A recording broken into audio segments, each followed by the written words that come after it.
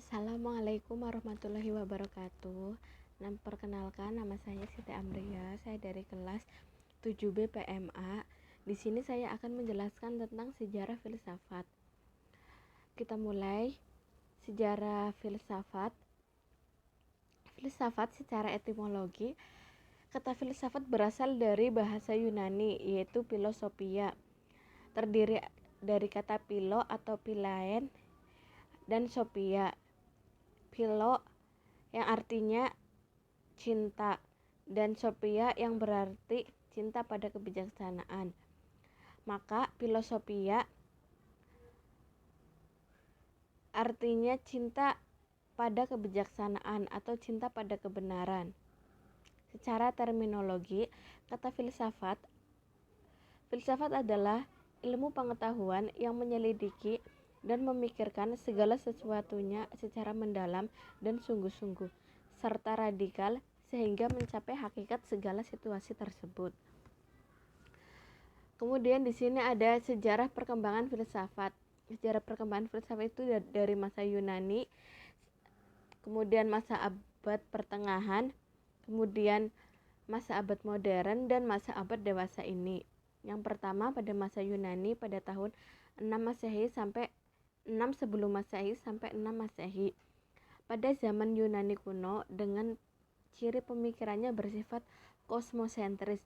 Pada zaman ini terjadi perubahan pola pikir manusia dari mitosentris menjadi logosentris.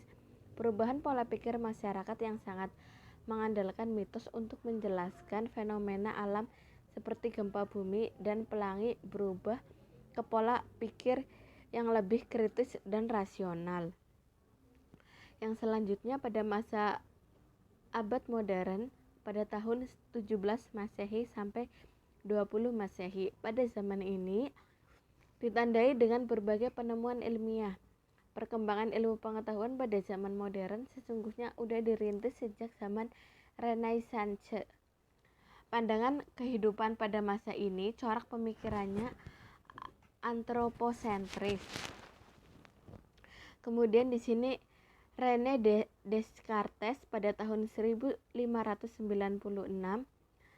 sampai 1650 sebagai bapak filsafat modern yang berhasil melahirkan suatu konsep dari perpaduan antara metode ilmu alam dan ilmu pasti ke dalam pemikiran filsafat. Ya, di sini ada tokoh-tokoh filsuf pada masa Yunani yang pertama ada Thales, kemudian Socrates, yang ketiga Plato. Kemudian selanjutnya pada masa abad pertengahan pada tahun 6 Masehi sampai 16 Masehi. Pada masa abad pertengahan dengan ciri pemikirannya bersifat teosentris. Pada abad pertengahan dicirikan agama Kristen. Kemudian ilmu pengetahuan diarahkan pada pengetahuan agama. Kemudian pemikiran filsafat yang berkembang adalah filsafat skolastik atau filsafat agama.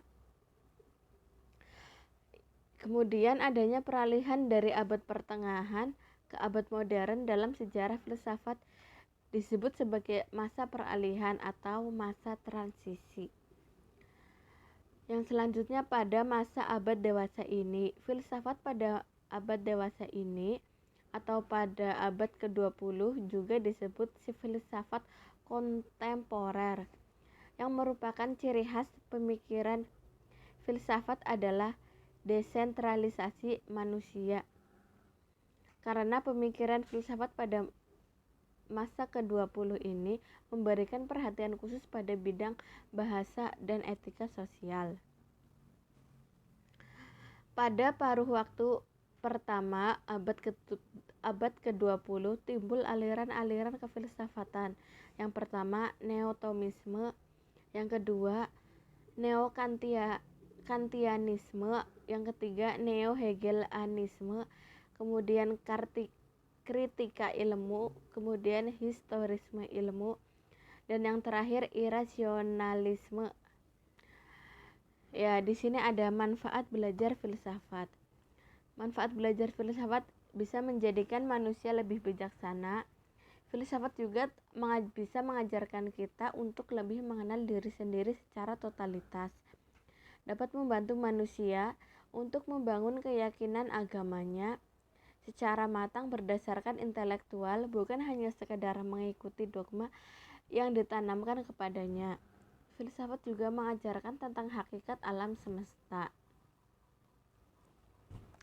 Pada kesimpulan presentasi pada kali ini, dengan memahami yang mendasari sejarah kelahiran masing-masing pemikiran filsafat, diharapkan kita dapat menjadikannya sebagai pandangan hidup, sebagai penjelmaan manusia secara total dan sentral sesuai dengan hakikat manusia sebagai makhluk monodualisme, atau manusia secara kodrat terdiri atas jiwa dan raga. Ya, demikian yang bisa saya sampaikan pada materi sejarah filsafat. Kurang lebihnya mohon maaf. Billahi taufik wal hidayah. Wassalamualaikum warahmatullahi wabarakatuh.